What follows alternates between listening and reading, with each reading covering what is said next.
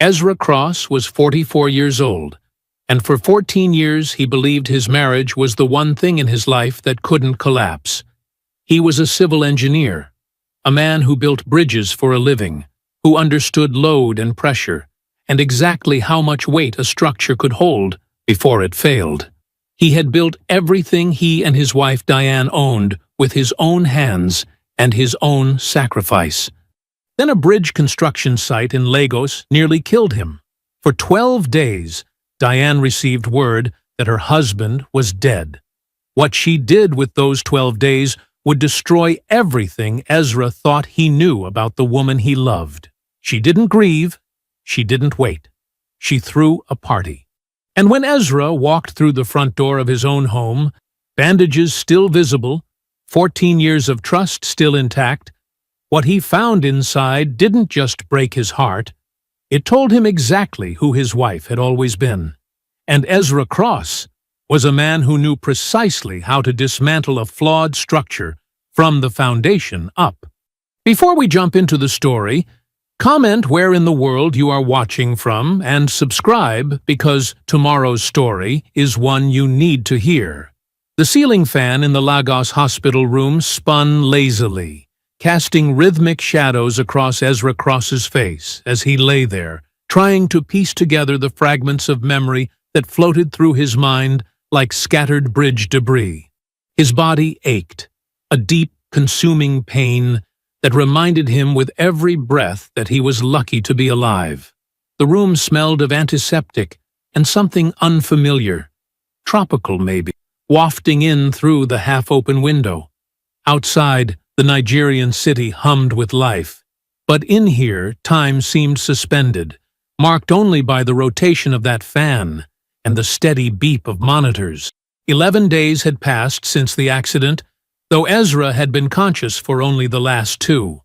The doctors told him he'd been in a medically induced coma while they dealt with the internal bleeding and trauma. 2 of his crew hadn't made it. That knowledge sat heavy in his chest, heavier than the bandages wrapped tight around his torso. He closed his eyes, remembering the morning of the collapse. The air had been thick with humidity, typical for Lagos this time of year. He'd been doing his regular site inspection of the bridge construction, clipboard in hand, checking every detail just as he had done on countless projects before. That attention to detail had built his reputation, had built his entire life, really.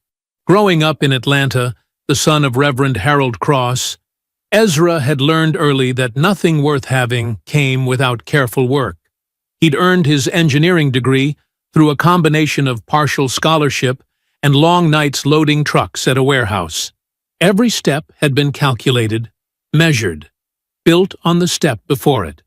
That same measured approach had characterized his relationship with Diane.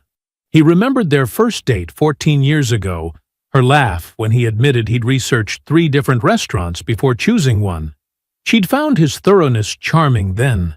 He'd loved her the way he did everything else, completely, consistently, without need for dramatic gestures or grand declarations. The memory of Diane sent a fresh wave of worry through him. He hadn't been able to contact her since the accident. His phone and wallet had been stolen in the chaos after the collapse, though they'd been recovered later. By then, the damage had been done. His ID badge, found near one of the casualties, had led to a tragic misidentification. A nurse entered, checking his vitals with practiced efficiency. "Much better today, Mr. Cross," she said, in accented English. "The doctor says perhaps tomorrow you can try walking a bit more." Ezra nodded, but his mind was elsewhere. He knew the U.S. Embassy had initially notified Diane of his death. The hospital had corrected the error within 3 days, but something wasn't right. The follow-up calls had been answered, according to the hospital staff, but somehow the message never seemed to reach her. Finally, after 12 days, the hospital gave him access to a phone. His hands shook slightly as he dialed Diane's number from memory. The line rang and rang. Voicemail. He tried again. Same result. A cold feeling settled in his stomach as he dialed his brother's number. Gus would know what was happening. Gus always knew what was happening in Atlanta. His auto repair shop was like a neighborhood information hub, collecting stories and news like spare parts. The line connected immediately. "Hello?" Gus's familiar voice brought the first real comfort Ezra had felt in days. "Gus, it's me. It's Ezra." The silence that followed stretched out, becoming something heavy and significant. Ezra could hear his brother breathing, could almost see him processing the implications of this call. When Gus finally spoke, his voice was careful, measured in a way that sent warning signals through Ezra's mind. "Ezra, where are you right now?" That controlled tone, Ezra recognized it. It was the same tone Gus used when he had to tell a customer their car couldn't be fixed, that the damage was too severe. It was the tone he used when he had to deliver news that would change everything. The ceiling fan continued its lazy rotation. The monitors kept their steady rhythm. But something had shifted in that hospital room, something fundamental that Ezra couldn't yet name but could feel in his bones, like the first tremors before a structural collapse. What Gus saw. The phone trembled slightly in Ezra's grip as he waited for his brother to continue. The silence between them felt like a physical thing, heavy with unspoken knowledge. "Ezra," Gus began, his deep voice uncharacteristically hesitant. "Diane had a gathering last night. A big one. At the house." Ezra's throat tightened. "What kind of gathering?" Another pause stretched between them. "I don't know exactly what to call it, brother." The ceiling fan kept its steady rhythm as Ezra listened to Gus take a deep breath. "I was driving by the house 2 nights ago, checking on things like I promised. There were cars everywhere, both sides of the street, all the way down the block. Music playing. I could see people moving around inside through the windows." Ezra closed his eyes, picturing their street, the house he'd spent 14 years making into a home. "Go on." "There was a catering van parked out front. Staff in white shirts moving through the living room carrying trays. And the flowers, Ezra." Gus's voice caught slightly. They weren't funeral arrangements. They were those tall ones, like the kind you see at fancy parties. All white orchids and stuff, reaching up toward the ceiling. The monitor beside Ezra's bed beeped steadily, marking each moment of this revelation. "What else?" "I went to the door," Gus continued. Porter answered it. "Your brother-in-law had the nerve to tell me the family was grieving privately, and that my presence wasn't what Diane needed right now. But Ezra," Gus's voice hardened. "Through the window, I could see a slideshow playing on that big TV in the living room. Pictures of you, your wedding photos, vacation shots, but the way people were watching it." "Tell me," Ezra said, his voice perfectly level. "They were smiling, brother." "Diane was laughing with people I'd never seen before. The music, it wasn't Amazing Grace or anything like that. It was celebration music. The kind you hear at parties where people are having a good time." Ezra's free hand gripped the hospital sheet, but his voice remained steady. "Did you recognize any of the other guests?" "Some of them, not all. There were people there I've never seen around your house before." "And Diane," Gus hesitated again. "She was wearing this red dress, not black. Not anything like mourning clothes." The air conditioning hummed in the background as Ezra processed this information. His engineer's mind categorized each detail, filed it away, began building a structure of understanding he wasn't quite ready to complete. "Were you able to stay long?" "Porter made sure I didn't. Practically pushed me off the porch. Said Diane was too fragile for unexpected visitors. But Ezra, the woman I saw through that window, didn't look fragile.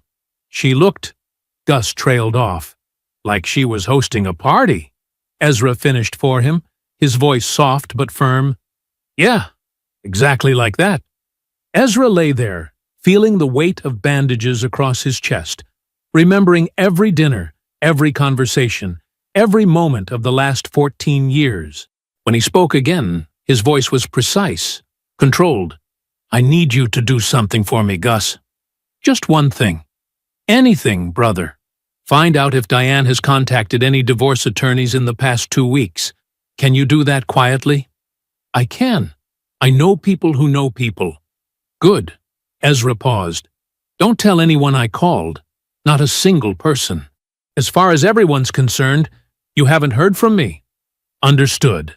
Gus's voice carried the weight of absolute loyalty. What are you going to do? I'll be in touch. Ezra ended the call before his brother could say anything else. He lay there for several long minutes, staring at the ceiling fan's endless rotation. Something shifted behind his eyes. Not anger, not even pain, but something colder and more precise. The look of a man who designs bridges, who understands load-bearing weights and structural integrity, who knows exactly how much pressure a system can take before it fails. With careful movements, Ezra reached for his laptop. His fingers moved across the keyboard with deliberate purpose as he navigated to the airline website. First available flight to Atlanta. Business class. His injured ribs would need the space. Credit card information entered with methodical precision. Confirmation email received. The laptop's blue light illuminated his face in the dimming hospital room as night fell over Lagos. I walked in. The Atlanta afternoon heat hit Ezra like a wall as he stepped out of the terminal. His ribs ached beneath the bandages, a constant reminder of Lagos. He'd taken a taxi straight to Gus's auto shop, the familiar smell of motor oil and rubber greeting him as he pushed open the glass door. Gus looked up from behind the counter, his eyes widening at the sight of his brother. Without a word, he crossed the shop floor in 4 long strides and pulled Ezra into a careful embrace, mindful of the visible bandages at his collar. They stood like that for a moment, the whir of shop fans providing background to their silence. "Come on," Gus said finally, leading Ezra to the small office in the back. The leather couch creaked as Ezra lowered himself onto it, his movements measured and deliberate. Gus closed the door and settled into his desk chair, studying his brother's face. "Tell me what you found out," Ezra said quietly. Gus leaned forward, resting his elbows on his knees. "It's confirmed about the lawyer. Janet. You remember Janet, who does the books for Thompson and Morris? She saw Diane there herself 2 days ago. Consultation with their divorce division." Ezra nodded once, processing this. "The gathering? I talked to Miss Odette next door. You know how she is. Been there 20 years, sees everything, tells it straight." Gus's jaw tightened. She said, and I'm quoting here, "That woman had people over like it was New Year's Eve. I kept waiting for grief, and I never saw any." The fan hummed overhead as Ezra absorbed this. His fingers traced an absent pattern on the armrest. "Anything else?" "Diane's got another meeting scheduled at the law firm tomorrow morning at 10. Gus checked his watch. "It's 4:15 now. Is she home?" "I drove by an hour ago. Porter's car is there." Gus hesitated. "And another one. Gray sedan. Ran the plates. It belongs to some real estate developer named Dorian Banks. Been seeing that car around your house more than you'd expect for someone who just lost her husband." Ezra's expression didn't change, but something hardened in his eyes. He stood carefully, one hand bracing against his ribs. "I need to borrow your car." "Take it," Gus said immediately, tossing him the keys. "You want me to come with you?" "No." Ezra's voice was quiet but firm. "This part I do alone." The drive to his house took 12 minutes. Ezra parked Gus's weathered pickup behind the gray sedan, noting its pristine polish, the dealership plate frame. He sat for a moment, looking at the house he'd bought 9 years ago. The grass needed cutting. The butterfly bush he'd planted for Diane's birthday was overgrown. His key slid into the lock smoothly. The door opened without a sound. He'd fixed that squeak himself last spring. The entryway smelled different. New candles, unfamiliar cologne. The house had shifted subtly in his absence, like furniture moved an inch to the left. His reading chair had been relegated to a corner, draped with a decorative throw he'd never seen before. A photograph was missing from the hallway wall, leaving a lighter rectangle of paint behind. Small erasures, deliberate ones. Voices drifted from the living room. Porter's distinctive laugh. A deeper male voice he didn't recognize. Diane's social laugh, the one she used at business functions. The sound of ice cubes clinking against glass. Ezra stepped into the doorway. 3 wine glasses, half full. Porter sprawled in what used to be Ezra's spot on the couch. A well-dressed man, Dorian Banks, presumably, leaning forward mid-sentence, and Diane, gesturing as she spoke, wearing a dress he'd never seen. The moment stretched like glass about to break. Then, Diane saw him. The wine glass slipped from her perfectly manicured fingers, shattering against the hardwood floor. Red wine spread like blood across the natural oak he'd installed himself. "What the—" Porter started, half rising. Dorian Banks stood so quickly, his chair tipped backward with a crash. Ezra looked at each of them in turn, his gaze steady, his voice perfectly controlled. "Somebody call the caterers. Looks like there's one more guest." The silence that followed was absolute. No one moved toward the spreading wine stain. "Mr. Banks," Ezra said pleasantly, "I need you to leave my house now." Dorian Banks glanced at Diane, then back at Ezra. Without a word, he grabbed his jacket and left, his expensive shoes clicking rapidly across the floor. "Porter." Ezra didn't raise his voice. "You too." Porter opened his mouth, looked at Diane, closed it again. He followed Banks out, the door closing behind him with a decisive click. Ezra sat down in his own living room, facing his wife. "You have one chance to tell me everything. You will not get another one." The guest room desk lamp cast a small circle of light as Ezra scrolled through the first batch of documents Nadine had sent overnight. His shoulders ached from hunching over the laptop, but he barely noticed. Account statements filled his screen, each one a piece of a puzzle he hadn't known he needed to solve. 3 years of transactions. 3 years of careful, deliberate movement. The pattern emerged slowly at first, then with stark clarity. Small transfers from their joint savings, $2,000 here, $3,500 there, spaced just far enough apart to avoid triggering automated alerts. Each amount carefully calculated to stay under thresholds that would require dual authorization. Nadine's note was characteristically precise. Transfers aggregate to $214,000 total. Destination account previously undisclosed. Sole ownership D. Cross. Secondary pattern identified. Significant outflows to holding company registered to P. Whitfield as managing officer. $214,000. Ezra sat back, letting the number settle into his consciousness. He thought about the night shifts he'd worked during graduate school, the careful budgeting in the firm's early years, the vacations postponed for someday. He thought about the conversation 2 years ago when he'd suggested they wait on replacing his 9-year-old truck because the timing wasn't right financially. His phone felt heavy in his hand as he dialed Gus. "You sitting down?" Ezra asked when his brother answered. "I'm in the shop office. What did you find?" Ezra told him the number.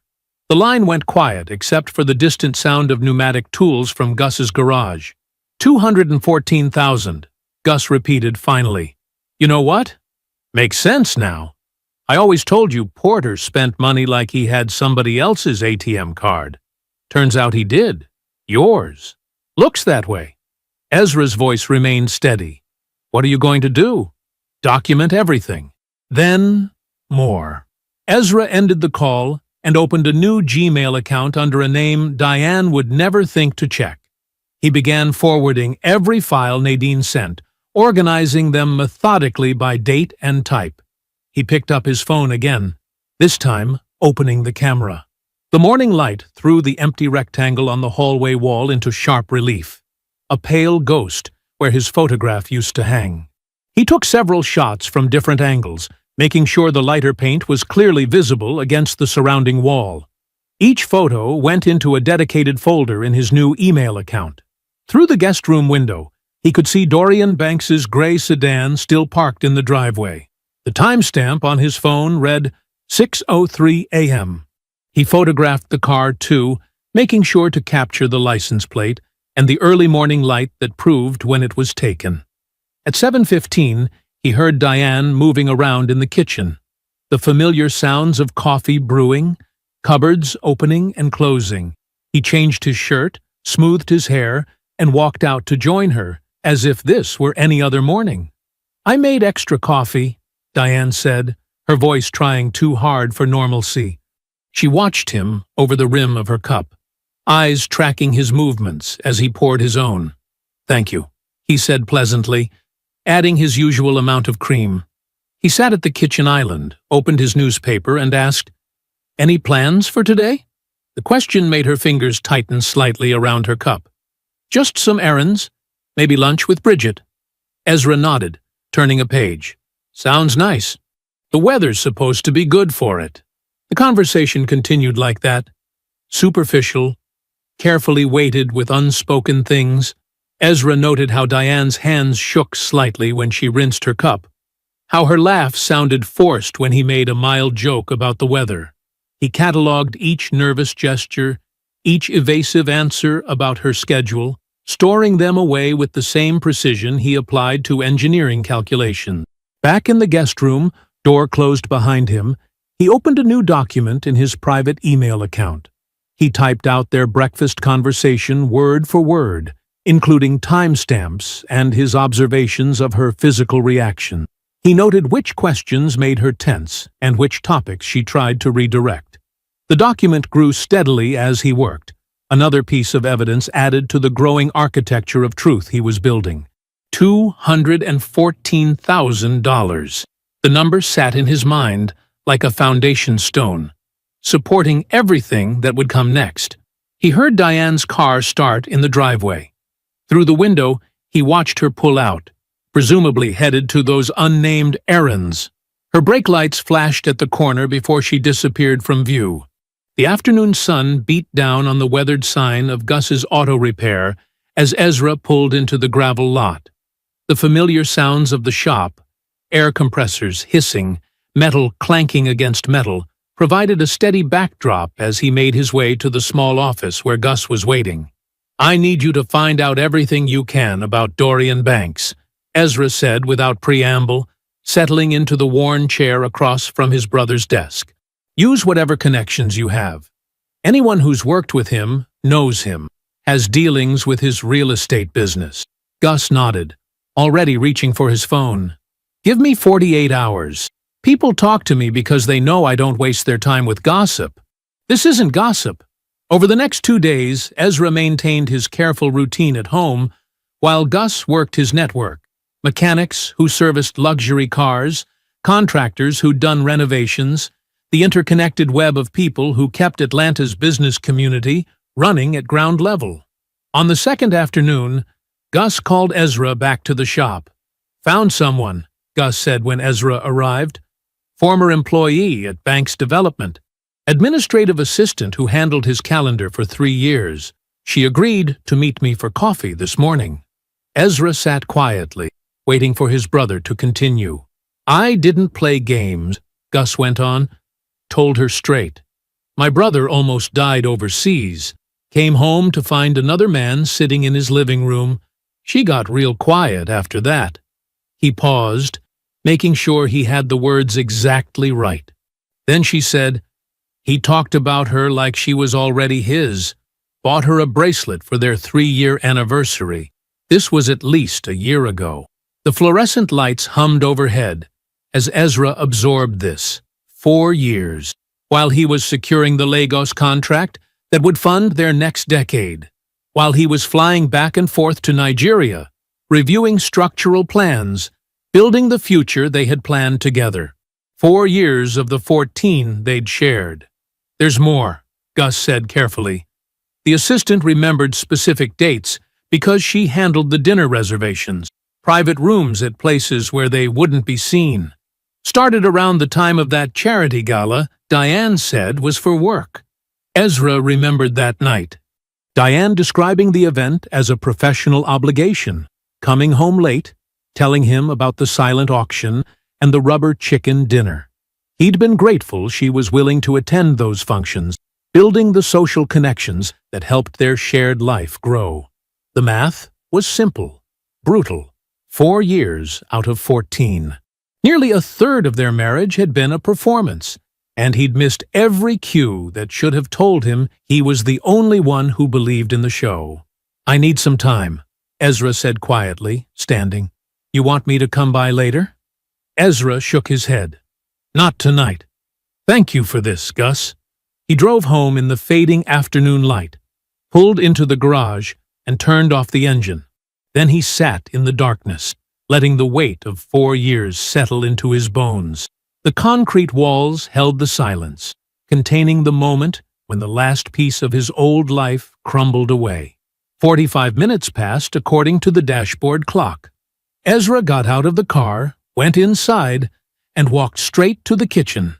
He took chicken from the refrigerator, began chopping vegetables, moved through the familiar motions of preparing dinner, as if this were any other evening. Diane appeared in the doorway, drawn by the sounds and smells of cooking. She watched him with barely concealed confusion as he seasoned the chicken, arranged it in the pan, sliced mushrooms with steady hands. "That smells good," she ventured. "Should be ready in about 20 minutes, he replied, his voice perfectly normal. He added white wine to the pan, letting it sizzle and reduce. 4 years of lies evaporated like the alcohol in the sauce, leaving behind something more concentrated, more potent. He felt her eyes on him as he worked, knew she was trying to read his calm for hidden meanings, but he had learned from her example. Performance was a skill like any other, and he was a quick study. He plated the food with careful attention, set the table with their everyday dishes, arranged the silverware just so. "Diane," he called toward the living room where she'd retreated, his voice carrying the exact tone it would have held any other evening of their 14 years together. "Dinner's ready." The morning light filtered through the guest room blinds as Ezra reviewed his growing documentation file. Something nagged at the edge of his mind, a routine matter he'd been meaning to address before Lagos. He picked up his phone and dialed Martin Wheeler, his insurance broker of 11 years. "Ezra!" Martin's voice carried genuine warmth. "My God, I heard about Lagos. Are you all right?" "Getting there," Ezra replied. "Listen, I've been meaning to do an account review, just want to make sure everything's current given recent events." Of course. Give me a minute to pull your file." The sound of typing filtered through the line. "Here we go. Let's see." Martin's voice trailed off. The pause stretched uncomfortably long. "Martin?" "Ezra." Martin's tone had shifted entirely. "When was the last time you reviewed your policy details?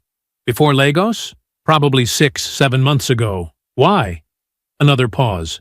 "I'm seeing an amendment submitted 6 months ago. Significant changes to beneficiary designation and a clause modification. The signature, well, it's marked as yours, but..." Ezra's hand tightened on the phone. "But what?" "I flagged it as irregular at the time. The signature didn't quite match our records. I sent a confirmation letter to your home address requesting verification." Martin's voice grew careful. "You were in Nigeria then, weren't you?" "Yes. I never saw any letter." "That's what I was afraid of." Papers shuffled in the background. "The policy value is substantial. $1.2 million. The amendment restructured the beneficiary arrangement and added an accelerated claim clause. I kept documentation of my concerns in the file." The morning light suddenly felt colder. Ezra's mind began calculating with terrible clarity. The divorce attorney consultation wasn't the beginning. It was the backup plan. The real strategy required his death. The Lagos accident, and those 72 hours when he was misidentified as deceased, had nearly delivered exactly what Diane needed. "Can you send me everything?" Ezra's voice remained steady. "The original policy, the amendment, your notes about the irregular signature, all of it." "Of course. I'll scan it right now." "Ezra," Martin hesitated. "This is more than just an irregularity. If that signature was forged..." "I understand." Thank you, Martin.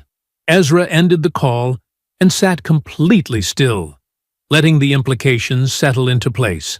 The gathering wasn't just a celebration of his assumed death. It was meant to be a celebration of financial liberation. The $214,000 Diane had siphoned was merely a down payment on what she'd really wanted: his entire legacy, converted to cash through a fraudulent insurance claim. He thought about those 72 hours when the embassy believed he was dead. How many calls had Diane ignored from the hospital trying to correct the error? How close had he come to making her plan work? The room felt too small suddenly. He stood and paced, his footsteps silent on the carpet. The careful architecture of Diane's betrayal was becoming clear. Each piece positioned years in advance. The affair with Dorian provided her next chapter. Porter's holding company created a channel for the money. The insurance policy was meant to fund it all. His phone buzzed, Martin's email arriving with the scanned documents. Ezra opened them one by one. The original policy, the amendment with its forged signature, Martin's contemporaneous notes expressing concern about the verification. The evidence of premeditation was undeniable. He called Nadine.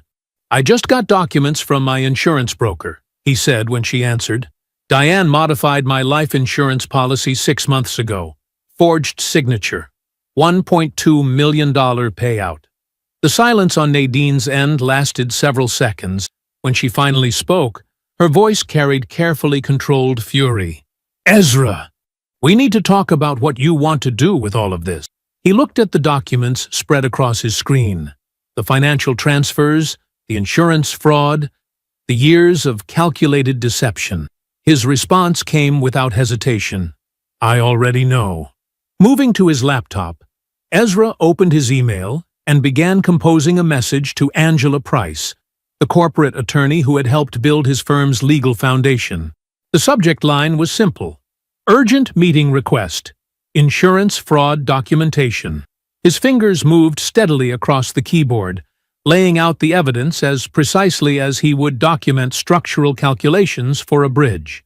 The architecture of justice, he knew, required the same attention to detail as the architecture of steel and concrete. The morning sun cast long shadows through Angela Price's corner office as Ezra methodically arranged documents across her polished conference table. File folders, bank statements, insurance papers, each piece of evidence placed with engineer's precision. Angela watched silently, her expression growing harder with each new revelation. "Walk me through it," she said finally, settling into her chair with a legal pad. Ezra started with the financial transfers, $14,000 extracted from joint accounts through careful, deliberate transactions designed to avoid detection. He showed her the holding company documents linking Porter Whitfield to the diverted funds. Then came the insurance policy amendment with its forged signature, backed by Martin Wheeler's documented concerns. "The party was 2 weeks ago," Ezra concluded, his voice steady. "While I was presumed dead in Lagos." Angela made a single note, then set her pen down deliberately. "Let me be very clear about what we're looking at." Her tone carried the focused intensity that had made her one of Atlanta's most respected corporate attorneys. The systematic transfer of marital assets constitutes fraud, not just grounds for divorce, but actionable fraud. The holding company creates a paper trail of conspiracy. And the insurance policy, she tapped the amendment. "That's forgery. Criminal forgery, Ezra. This moves beyond divorce court into potential prosecution." She stood, walking to her window overlooking downtown Atlanta. "If Diane files for divorce based on her recent consultation, we can counter with documentation that will strip away every claim she might make to joint assets. The fraud evidence alone invalidates any argument for equitable distribution. The forgery charge," she turned back to face him, "that's a separate matter, one that could have serious criminal consequences." Ezra nodded, absorbing her assessment. "I want you to prepare everything, all of it. But hold for now. Don't file anything yet." Angela raised an eyebrow. You have something specific in mind? Saturday, he said simply. I need everything ready by Saturday. Back in his car, Ezra pulled out his phone and called his father. Reverend Harold Cross answered on the second ring. Son, everything all right? I need you to drive up from Macon on Saturday, Ezra said. Wear your good suit. A pause. Then, without requesting explanation, what time? 2 o'clock. At the house. I'll be there. Ezra ended the call and scrolled to another number, one he'd never dialed before. Bridget Fuller answered cautiously. Hello?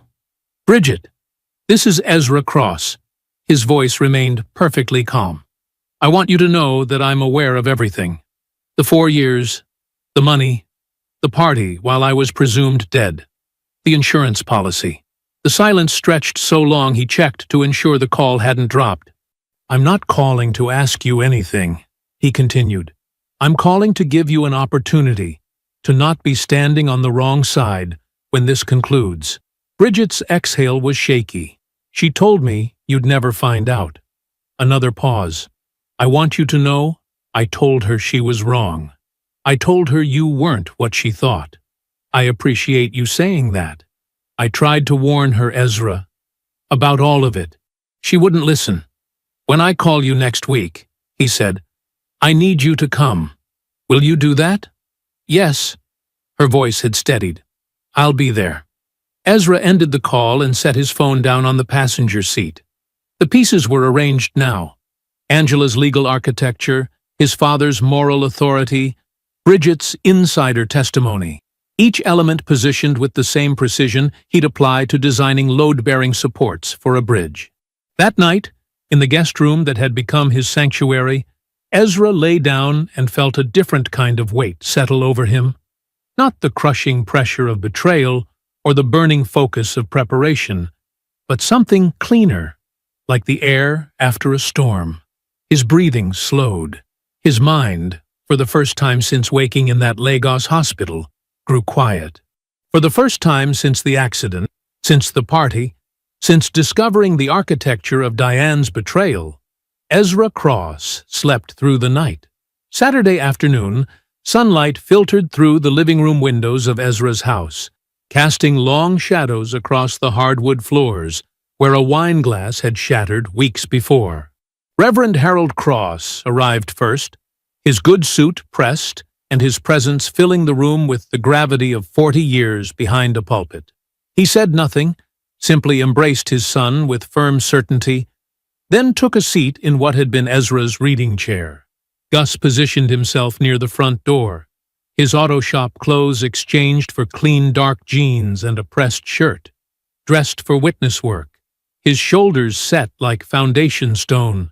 Nadine arrived next, carrying a leather portfolio thick with printed documentation. She arranged the papers on the coffee table with accountant's precision. Bank statements, transfer records, insurance documents, each in their proper order. The previous day, Ezra had made a single phone call to Dorian Banks. His voice had been courteous, almost pleasant. Unless you appear at my house tomorrow at 2 p.m., the documentation I have will reach your business partners and associates before you finish reading this message. He provided the address and ended the call. At 1:58 p.m., Dorian's gray sedan pulled into the driveway. He entered wearing an expensive suit that did nothing to hide his discomfort. He chose a seat near the window, as if calculating exit routes. Porter arrived at his usual Saturday time, stepping through the door with his habitual casual swagger before registering the assembled group. His step faltered. Gus's presence at the door became more pointed. Bridget Fuller arrived last, her designer handbag clutched like armor. She took position near the door, not meeting Diane's questioning look. When Diane entered from the kitchen and saw the gathering, her social instincts activated instantly. She smiled, the same warm, strategically affectionate smile that had concealed 4 years of calculation. "What's everyone doing here? Daddy Harold, I didn't know you were coming up from Macon." She moved to embrace her father-in-law. Harold remained seated. Diane's smile flickered, but held. She began speaking quickly, her words overlapping themselves. "If this is about the party, I know how it must have looked. But you have to understand, I was in shock. I wasn't thinking clearly. The embassy told me Ezra was gone. I didn't know how to process it. People came over to support me. It got out of hand." She turned to Ezra, her voice softening to the vulnerable register she used when requiring sympathy. "Baby, you know how much I love you. I was devastated. I wasn't myself. You can't imagine what it was like, thinking I'd lost you. Let my son speak." Harold's voice carried the weight of every confession he'd heard in 40 years of ministry. Ezra stood. In his hand was a single sheet of paper, an engineer's project summary. He began speaking in the same measured tone he used for structural presentations. 4 years ago, Diane began a relationship with Dorian Banks after meeting him at a charity gala. This relationship continued throughout my work, expanding the firm's contracts, including the Lagos project. His voice remained perfectly steady. During this time, she executed a systematic extraction of marital assets, totaling $214,000 through carefully sized transfers designed to avoid automatic detection. Diane opened her mouth. Harold raised his hand slightly. She closed it. These funds were routed through a holding company registered to Porter Whitfield, who has been living off diverted marital assets for approximately 3 years. Ezra turned a page. 6 months ago, Diane submitted an amendment to my life insurance policy, changing beneficiary designations through forged signatures. The policy is valued at $1.2 million. Porter stared at the floor. His swagger entirely evaporated. When the embassy incorrectly reported my death, Diane ignored follow-up calls attempting to correct the error. She then hosted a celebration in our home while I was presumably dead in Lagos. Diane had stopped attempting to speak. Her perfectly maintained face had gone still. A knock at the door. Gus opened it to reveal Angela Price's process server, who stepped forward with divorce papers. "Ms. Cross," the server said formally, extending the documents. "You've been served." Ezra turned to Dorian Banks. "You are named in a civil suit for damages related to the financial conspiracy. Your business partners will receive copies of all documentation by Monday, unless a settlement is reached." To Porter. "The holding company records have been referred to the Georgia Insurance Commissioner and the State Forensic Accounting Office. Expect contact from their investigators this week." He picked up his jacket from the back of his chair. The fabric was smooth, unwrinkled, like his voice had been throughout. He nodded once to his father, once to his brother. Without looking back at the life he was leaving behind, Ezra Cross walked out of the house he had built. Monday morning arrived with the precision of paperwork.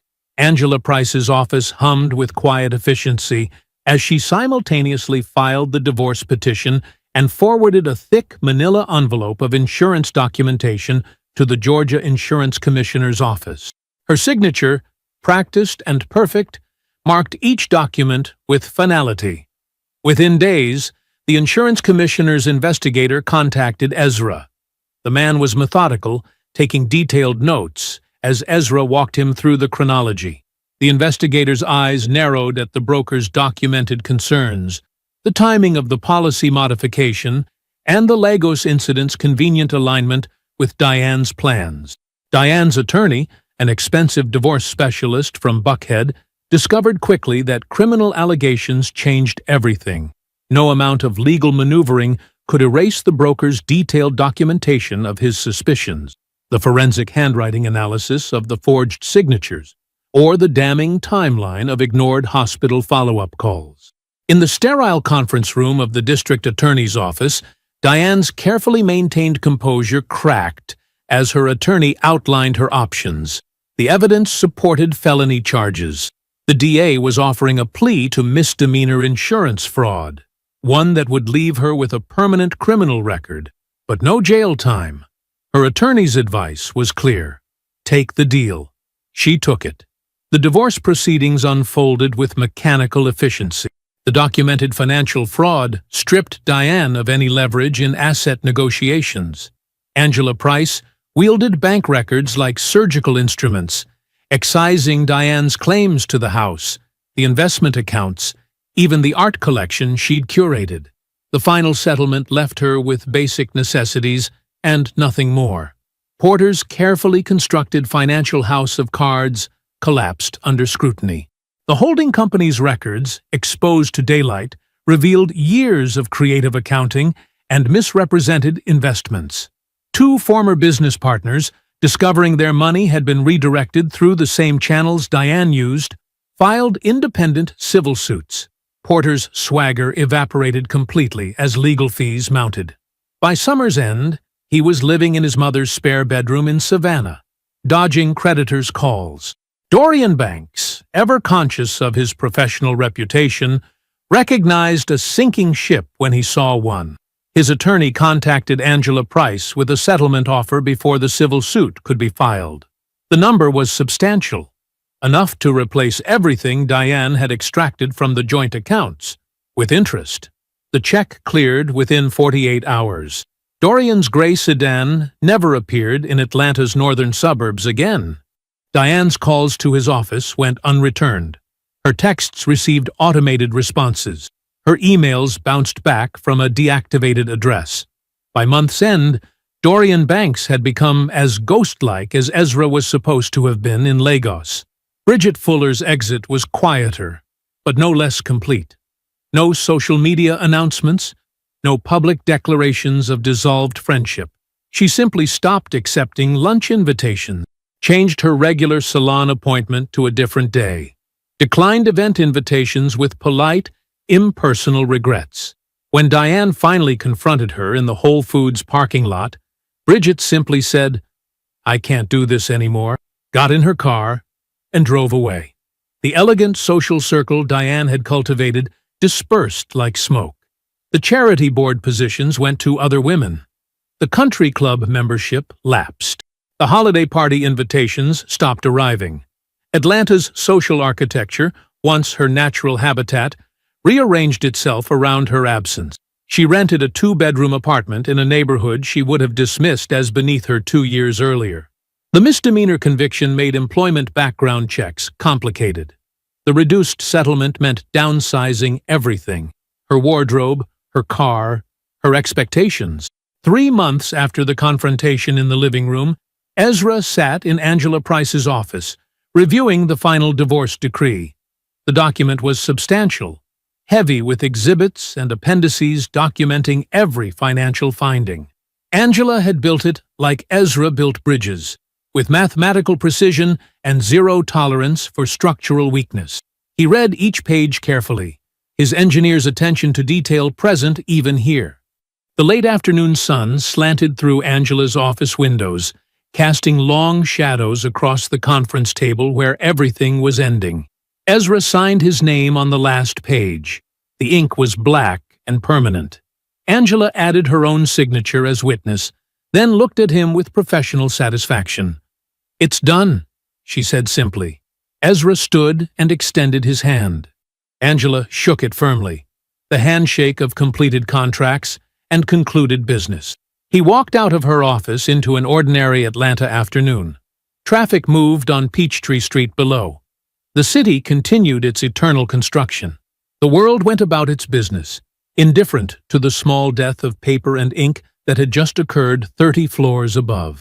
14 months stretched like steel cables, strong and purposeful, between that afternoon in Angela Price's office and this crisp Atlanta morning. Ezra Cross stood on the pedestrian bridge spanning the Chattahoochee River, his creation rising elegant and efficient above the water. The early sun caught the architectural details he'd insisted on, small touches that made the bridge more than just functional, but beautiful in its utility. Beside him, Priya Rahman flipped through her tablet, reviewing the site assessment with the same methodical attention he'd recognized in her interview 6 months ago. She was young, barely 30, but carried herself with the quiet confidence of someone who understood that engineering was as much about patience as precision. "The load distribution calculations are exactly as you predicted," she said, showing him the latest stress test results, even with the increased foot traffic from the new park connection. Ezra nodded, running his hand along the bridge's railing. The metal was cool and solid under his palm. "Walk me through your material choices for the expansion joints," he said. The firm had grown significantly since the restructuring. Nadine's elevation to full partner had brought more than just her financial expertise. Her vision for expansion aligned perfectly with Ezra's methodical approach to growth. Last month, they'd submitted a bid for the largest municipal infrastructure project in the company's history. The preliminary feedback suggested they were frontrunners. Priya began explaining her technical decisions, and Ezra listened with genuine interest. Teaching came naturally to him now. The same patience he applied to building bridges worked equally well in building engineers. Just last week, Gus had visited the construction site. His older brother had stood at this same spot, arms crossed, watching the final sections come together. He hadn't said much, Gus never did, but the slow spread of his grin said everything. Coming from Augustine Cross, that silent smile was worth more than 1,000 technical compliments. The rhythm of Ezra's life had found a new equilibrium. His downtown condominium wasn't large, but every piece in it had been chosen with deliberate care. The leather reading chair by the window, the handmade dining table that could seat 6, but usually held just him, or him and his father, when Reverend Harold drove up from Macon. Those visits had become regular now. Every few weeks, his father would arrive with no agenda beyond sharing a meal and watching whatever game was on. Sometimes they talked about serious things. Sometimes they just sat in comfortable silence. Both felt equally right. Through Gus's extensive network of neighborhood connections, Ezra had heard that Diane was renting a small apartment off Buford Highway, an area she would have dismissed as beneath her during their marriage. He absorbed this information the way he processed any other data point.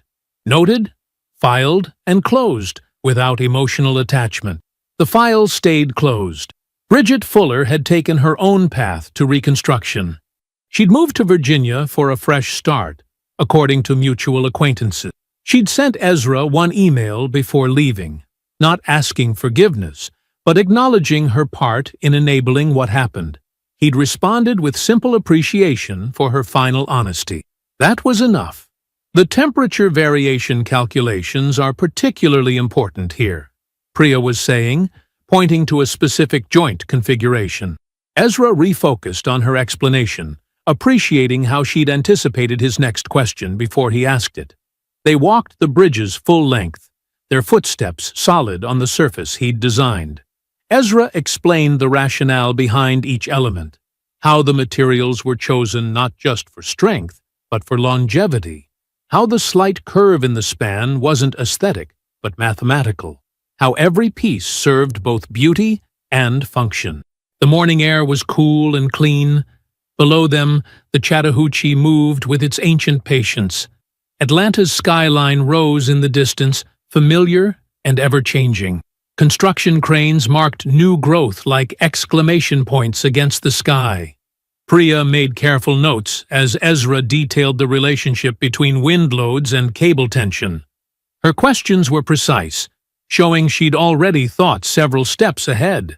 He recognized in her the same drive for excellence that had built his own career, not flashy ambition, but the quiet determination to build things that lasted. Standing at the bridge's center point, Ezra paused in his explanation. He looked out over the river, then back toward the city. Everything he saw was in perfect alignment. The mathematics of the structure, the flow of the water, the steady progress of his firm, the careful mentoring of the next generation of builders. The satisfaction he felt required no audience, no external validation. It was as solid as the bridge beneath his feet, as real as the morning sun warming the steel and concrete he'd brought together with purpose and precision. He had built something that would outlast him. He had built it well. "I hope you enjoyed that one." Be sure to like the video and subscribe so you don't miss the next story. I've picked out 2 more for you that I think you'll really like.